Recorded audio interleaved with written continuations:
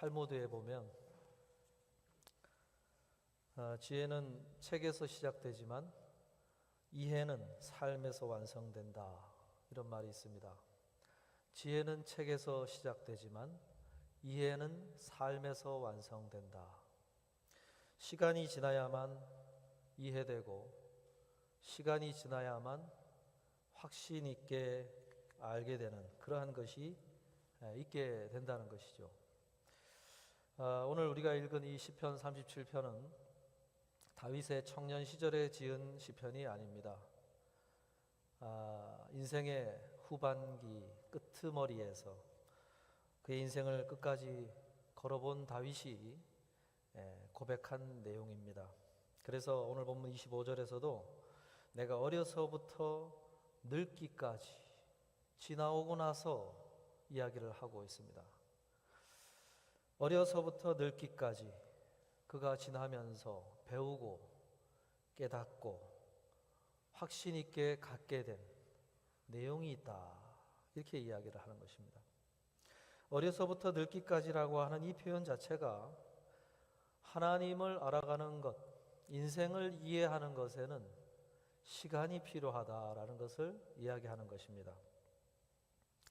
우리가 말씀 그 자체를 배우는 것보다 더 오랜 시간이 걸리는 것은 그 말씀이 나에게 확신 있는 말씀으로 자리하기까지가 시간이 걸린다는 거예요. 뜨거워져도 보고 차가워져 보기도 하고 바르게 걸어도 보고 넘어져 보기도 하고 일어나 보기도 하고 그러면서 내 마음에 새겨지는 말씀이 있다는 것입니다.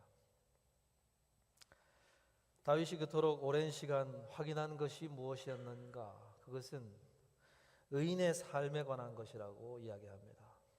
여기서 말하는 의인이란 시편 37편에서 그가 이야기하고 있는 의인이란 무엇이냐면 3절처럼 여호와를 신뢰하는 자를 말하는 것입니다.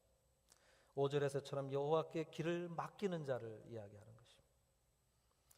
그리고 27절처럼 악을 떠나 하나님이 말씀하시는 선을 추구하는 자를 말하는 것입니다. 이런 그들과 관련된 삶에 대해서 그가 알게 된 것이 두 가지다, 이렇게 이야기하고 있습니다. 첫째는 버림을 당하지 않는다, 이렇게 이야기합니다. 버림을 당하지 않는다. 그의 경험, 그 어느 지점에서 그것을 경험했을까? 아마 사울에게 쫓겨 도망을 가야 되는 그런 광야 시절의 기억을 그가 떠올렸을 것입니다.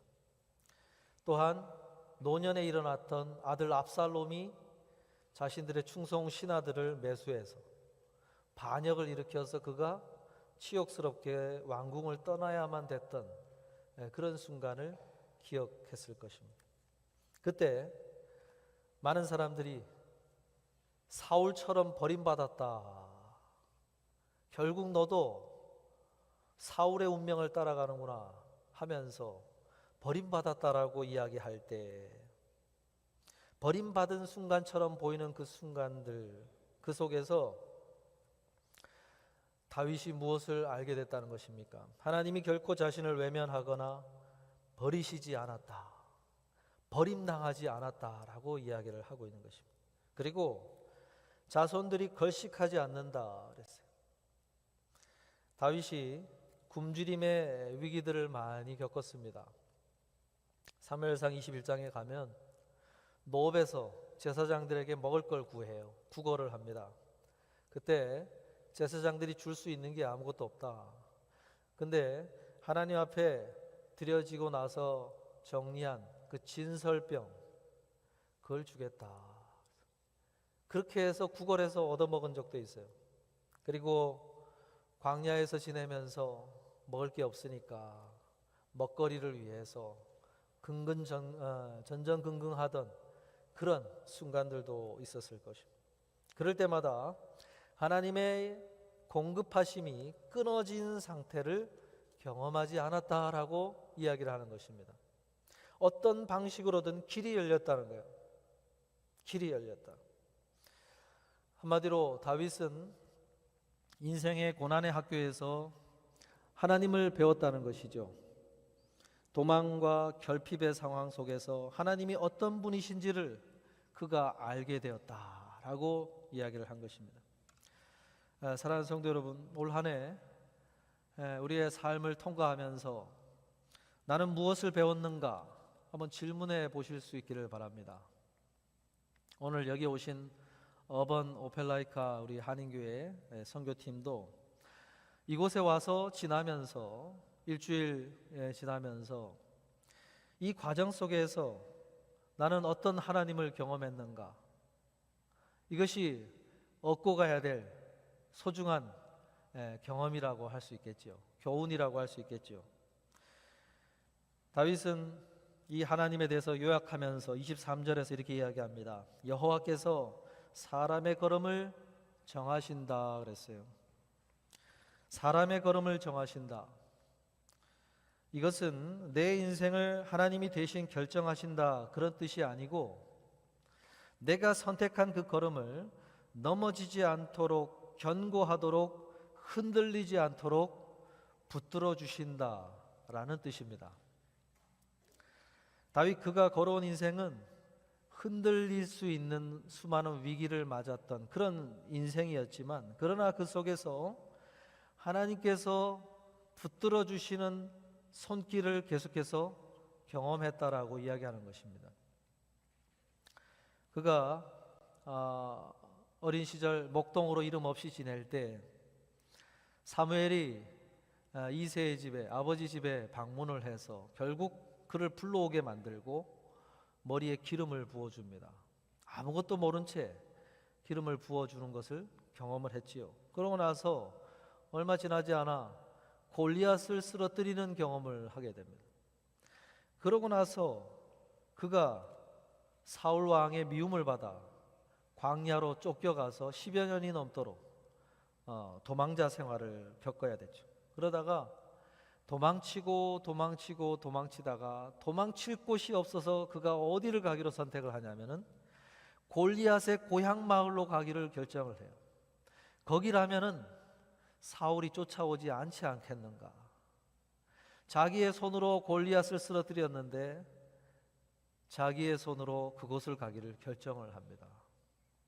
그곳에 가서 얼마나 급박했으면 그런 결정을 내렸을까. 정말로 가기 싫었을 거예요. 그런데 그곳 아니면 숨을 곳이 없다고 판단이 들었기 때문에 거길 가기로 결정을 한 것입니다. 가드 왕 아기스 앞에 섰는데 흘러가는 분위기가 심상치 않게 흘러가는 걸 보면서 두려움이 임했어요. 그래가지고 그가 미친 척을 합니다. 그 앞에서 침을 질질 흘려가면서 정신 나간 사람처럼 행동을 해요. 그런 상황에서 그가 거기서 하나님께서 자신의 인생에 붙들어 주시는 손길을 경험했다고 이야기하는 것입니다. 그 장면을 모면하고 나서 그가 지은 시편 34편에 가면 그 장면을 그가 어떻게 표현하고 있냐면, 내가 여호와께 간구하매 내게 응답하시고 내 모든 두려움에서 나를 건지셨도다 그랬어요. 다윗은 그 상황이 얼마나 수치스럽고 정말로 자신의 모든 명예를 내려놓고 하나님의 사람으로 가졌던 자부심을 내려놓고 미친 척하면서 속으로 수없이 하나님께 부르짖었다는 거 아닙니까? 도와달라고, 이 상황에서 나를 건져달라고 속으로는 수없이 하나님을 향하여 아우성치듯이 속으로 하나님 앞에 간구를 했다는 것입니다. 그럴 때 자신 안에 들어왔던 많은 두려움이 자기를 엄습한 것이 아니라 두려움이 사라지더라 그랬어요. 두려움이 사라지고 수치스러운 마음이 사라지고, 그러면서 그가 확인한 것이 무엇이냐. 이러한 상황에서도 하나님이 자신을 지켜보고 계셨고 자신을 살펴보고 계셨고 자신의 이 상황을 알고 계시는 그 하나님이 그 분위기를 바꿔가지고 내 미친 사람을 염려해봐야 무엇하리야 하면서 아기스 왕이 신하들의 만류를 뿌리치고 그냥 내보내라라고 결정하시는 그 순간을 보면서 하나님이 자신의 기도를 들으셨다고 하는 하나님의 보이지 않는 손길을 거기서 확인했다는 거예요. 그 상황이 너무 감사했다는 거예요. 오랜 동안 자기는 버림받은 것처럼 사람들이 얘기했고, 그 동굴을 이 동굴 저 동굴을 도망쳐 다니면서 자신 안에도 하나님이 나를 과연 저버리신 것은 아닌가, 내가 무엇을 잘못했는가 하면서 의심스러운 상황들이 많았는데, 그 상황 앞에서 하나님이 자신을 도와주시는 손길이 보였다는 거예요. 그걸 확인하면서 얼마나 수치스러운 눈물이 아니고 억울한 눈물이 아니고 감사의 눈물이 나와서 하나님 앞에 이러한 기도를 올려드렸다는 것입니다. 여러분, 다윗이 경험한 하나님은 어떤 하나님이냐? 자신이 내린 모든 선택이 가져올 위험한 상황을 예비적으로 다 없애주시는 하나님이 아니라, 자신이 내린 결정이 잘못되고 자신이 내린 결정이 두려움 때문에 선택한 것이라 할지라도, 그러나 그 걸음을 하나님이 유심히 지켜보고 계셨고, 그 상황에서 하나님이 개입해야 될 순간이라고 할 때 기꺼이 개입하셔서 그 상황을 해가 되지 않도록 바꾸어 버리시는 그런 하나님이셨다는 거예요. 한마디로 자신의 걸음을 정하시는 하나님이었다라고 이렇게 간증을 하고 있는 것입니다. 여러분, 이 확신, 이건 너무나 중요해요. 왜 중요합니까? 24절에 얘기하지요. 그는 넘어지나 아주 엎드러지지 아니함은 여호와께서 그의 손으로 붙드심이로다. 이 붙드심에 대한 확신이 굉장히 중요하다는 것입니다. 왜냐하면 우리는 수없이 많은 잘못된 선택을 하는 존재이기 때문에 그래요.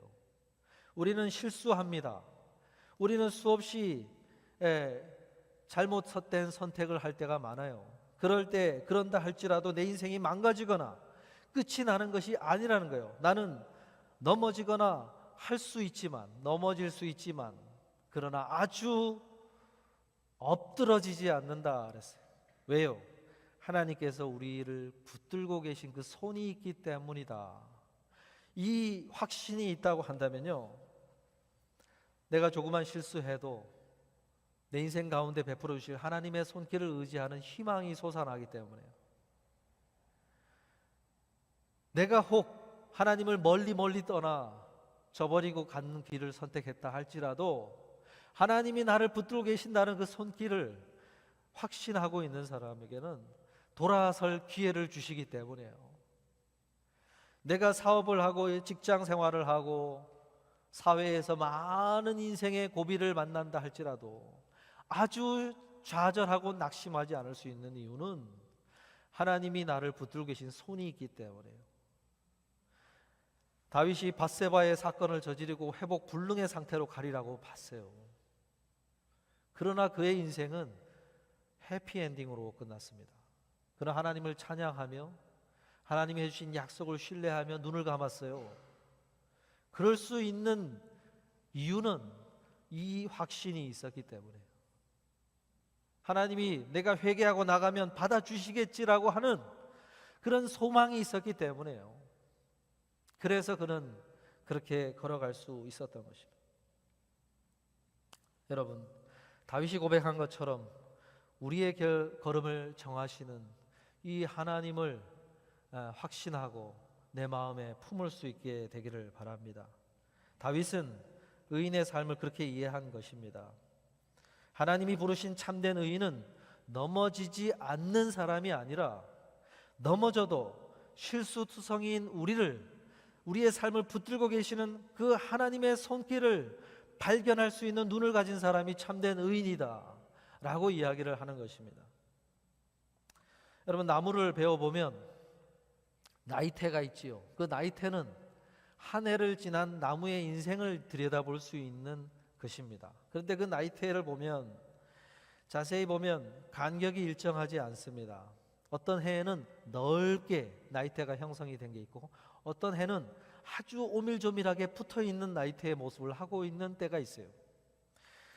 비가 적절히 오고 햇살이 좋았던 한 해가 지난다면 넓은 나이테가 만들어지겠죠. 그런데 비가 제대로 오지 않아 가뭄이 들고 혹독한 추위가 엄습한 한 해를 지난 그러한 삶의 걸음을 걸어온 나무는 아주 조밀조밀한 색깔이 진하고 아주 폭이 얕은 그런 단단한 나이테가 만들어진다는 거예요. 그런데요, 거목이 되기 위해서는 어떤 나이테가 많으냐 하면 그렇게 오밀조밀한 나이테가 많은 나무가 거목이 된다고 합니다. 왜 그럴까요? 그 혹독한 세월을 통해서 더욱 단단한 조직이 만들어졌기 때문에 거목이 되어도 그 무게를 지탱할 수 있다는 거예요. 그 삶의 무게를 견뎌낼 수 있는 힘이 생겼다는 거예요. 그래서 거목은 나이테가 그 정도로 오밀조밀한 나이테가 만들어졌다고 하는 거예요. 사랑하는 성도 여러분, 하나님은 그런 면에서 다윗을 영적 거목이 되기를 원하셨다는 거예요. 그저 그렇게 이름 없이 살고 잊혀져 버리는 왕이 되기를 원한 것이 아니라 세월이 지나도 영원토록 기억될 거목이, 영적 거장이 되기를 원했기 때문에 그의 인생을 혹독하게 그렇게 버림받았다고 사람들로부터 말이 나올 수 있는 삶의 현장으로 이끌어 가셨다고 하는 거예요. 미친 척을 하면서도 그의 삶을 견뎌내도록 나이테를 만들어 주셨다는 것이죠. 사랑하는 성도 여러분, 올 한 해 우리가 지나온 날들 속에 있는 눈물의 순간, 아픔의 순간, 낙심의 순간은 하나님이 우리를 버리셨기 때문이 아니고, 하나님이 우리를 외면하셨기 때문이 아니고, 그 순간에서도 우리를 붙들고 계시면서도 우리를 영적 거장되도록 너가 조금만 더 버텨봐라, 너가 조금만 걸어봐라 하면서 우리를 인도해 가신 사랑의 손길에 인도함이었다고 하는 것입니다. 오늘 여기 오신 우리 어번 오펠라이카 우리 선교팀 찬양 인도가 다르네요. 기도가 다르네요. 여느 청년들하고 다릅니다. 왜 그럴까요? 여러분, 이 혹독한 현장에 와서 힘들고 어렵고 병이 들고 몸이 피곤하고 그러는 순간에서도 하나님의 손길이 있었기 때문에 이리로 인도하신 것이고, 우리의 기도가 다르게 만들고 우리가 바라보는 하나님의 모습이 다르게 만들고 한 이유가 있겠지요. 그 이유를요, 다윗처럼 이렇게 정리해 가시면 좋겠어요. 그렇게 해서 내 인생에 찾아올 또 다른 거대한 폭풍우들이 있을 텐데 그 속에서도 견디고 헤쳐나갈 수 있는 귀한 나이테로 내 마음에 새겨놓는다면 그것이 정말로 나의 삶을 지탱해주는 귀한 교훈이 될 것입니다. 오늘 말씀을 마무리하고자 하는데요, 오늘 말씀에서 고백하고 있지요. 그의 길을 기뻐하신다 이렇게 표현하고 있습니다. 그의 길을 기뻐하신다. 23절 후반부에 그의 길을 기뻐하신다 그랬어요. 의인의 길 걷는 걸음을 기뻐하신다 그랬습니다. 초대교부 어거스틴은 이 구절을 이렇게 해석합니다. 하나님을 향한 방향이 의로움이다 그랬어요. 하나님을 향한 방향이 의로움이다. 도덕적으로 우리가 하나님 앞에서 완전한 걸음을 걷는 데서 의로움을 찾으시는 분이 하나님이 아니고, 오히려 넘어지고 쓰러진다 할지라도 그가 다시 일어나 어디를 향해 걷고 있는지 그 걸음의 방향을 보시면서 하나님은 기뻐하시는 분이시다라고 이야기를 했습니다. 예수님께서도 이 땅에 오셔서 제자들이 수없이 연약한 질문을 하고 수없이 한심한 태도를 보이고 그렇게 할 때에도 하나님이 그 제자들의 걸음을 기뻐한 것은 너희도 가려느냐 물었을 때 영생의 말씀이 여기 있사오니 우리가 어디로 가오리까 하면서도 예수님을 졸졸졸 따라다니는 사람들이었기 때문에 기뻐하신 거예요. 거룩한 걸음을 걷는다고 자부하던 바리새인들을 보면서 기뻐하신 것이 아니라 자신은 죄인입니다 가슴을 치며 회개하며 예수님을 쫓아 따라오면서 예수님이 저기서 말씀을 전하신단다 우리가 가보자 졸졸졸 따라다니면서 예수님을 따라다녔던 그 사람들을 걸음을 보면서 예수님이 기뻐하신 거예요. 여러분, 우리는 그런 면에서 질문이 올 한 해를 마무리하면서 물어야 될 질문이 있다고 한다면, 나는 올해 무엇을 얼마나 이루었는가 질문하기보다 나는 어디를 향해 무엇을 향해 걸어왔는가? 방향에 대한 질문을 해봐야 된다고 할 수 있어요. 나는 올해 얼마나 사업적으로 직장에서 또한 학교에서 얼마나 성공했는가, 어떤 업적을 이루었는가 질문해 보기보다 나는 과연 올 한 해 하나님의 뜻을 쫓아 걸어왔는가, 나의 삶에 지나온 방향에 대한 질문을 해봐야 된다고 할 수 있어요. 그래야 그 걸음을 하나님이 기뻐하시는 걸음이라고 할 수 있는 것입니다. 때로는 어긋날 수도 있고 때로는 잘못된 방향으로 걸어갈 수 있을지언정 전체 내가 걸어온 궤적이, 내 방향이 그래도 그 순간 하나님이 주시는 말씀을 따라 회개하고 말씀을 따라 새롭게 결심하고 다짐하고 하면서 걸어온 걸음의 방향이 주님이 원하시는 그러한 뜻을 쫓아 걸어온 방향이었는가, 그런 궤적이었는가 하는 것을 한번 질문해 봐야 된다는 거예요. 그렇다면 그의 걸음을 기뻐하시나니, 이 말씀이 오늘 우리들의 말씀으로 받을 수가 있는 말씀이라는 것입니다. 여러분, 망망대해를 항해하는 배 안에서 선원과 선장의 차이가 난다 그러죠. 그 안에서 일하는 선원들은 뭐에 관심을 갖느냐? 시계에 관심을 갖는다 그럽니다. 오늘도 시간이 이렇게 됐네, 일을 하면 몇 시간 끝날 텐데 몇 시간 남았네 하면서 시계를 주목하면서 그 항해를 한대요. 자기의 일하는 게 좀 편한 시간이 다가오기를 기다리는 마음이 크다는 것이죠. 그런데 선장은 다른 마음을 갖고 있다고 그러죠. 선장의 관심은 시계에 있는 것이 아니라 나침반에 있다고 하죠. 우리가 가야 될 목적지가 저긴데 우리가 지금 어디로 가고 있는가, 그 항로에서 이탈한 것이 아닌가 하는 것을 늘 점검하기 위해서 나침반에 관심을 갖는다는 거예요. 항해를 가지면 그 방향성을 늘 체크하고 주목하고 그거대로 가고 있는가를 확인한다고 하는 것이죠. 사랑하는 성도 여러분, 오늘 우리들의 걸음의 방향은 어디를 향하고 있는가, 이걸 늘 생각해 볼 필요가 있어요. 올 한 해 여러분은 무엇을 위해, 무엇을 향해, 무엇을 생각하며 그렇게 걸어오셨습니까? 주님의 뜻을 향하여 주님이 말씀하신 나에게 가장 많이 들려준 말씀이 무엇이었는가, 이런 것을 생각하며 걸어온 걸음이었는가? 그런 걸음이 아니라 그저 시계를 보고 조금 더 편한 것을 찾아 나아가는 그러한 걸음을 걸었는가? 아니면 다른 사람들의 칭찬과 인정을 위해서만 걸어갔는가? 아니면 하나님이 내가 너의 걸음을 기뻐한다라고 하는 하나님의 평가, 하나님의 그 음성 앞에 온전히 서리라고 하는 그러한 걸음의 걸음을 걸어왔는가? 한번 돌아보실 수 있기를 바랍니다. 올 한 해의 마무리가 아니라 내 인생 전체를 끝날 때는 가장 중요한 질문이 그것이기에 있을 것이기 때문에 올 한 해를 마무리하면서 그 걸음을, 그 질문을 해보지 않는다면 마지막 인생을 마칠 때 그 질문 앞에서 받아야 될 쇼크가 너무 클 것입니다. 마지막에 그 쇼크를 덜어내는 방법은 내가 한 해를 마칠 때 그 질문 앞에 서는 것 외에는 없어요.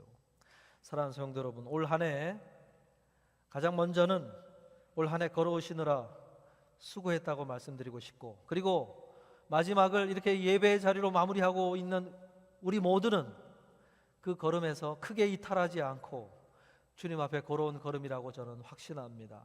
그러한 걸음을 걷느라고 걸어오시느라 너무너무 수고하셨고, 올 한 해 동안 배운 바를 가지고 다시 다가오는 새해의 방향을 정하시고 내가 가야 될 그 방향, 내가 마음을 두어야 될 것이 무엇인가, 이런 것을 마음에 새기면서 출발하셔서 내년 한 해의 걸음이 더욱 단단한 나의 나이테가 내 삶에 새겨지는 한 해가 되기를 바라고, 그리고 마지막에도 하나님 앞에 그 방향에 대해서 하나님 앞에 질문하며 섰을 때 내가 너의 걸음을 기뻐한다 말씀하시는 그 주님의 음성 앞에 서시는 저와 여러분 되시기를 주님의 이름으로 축복합니다.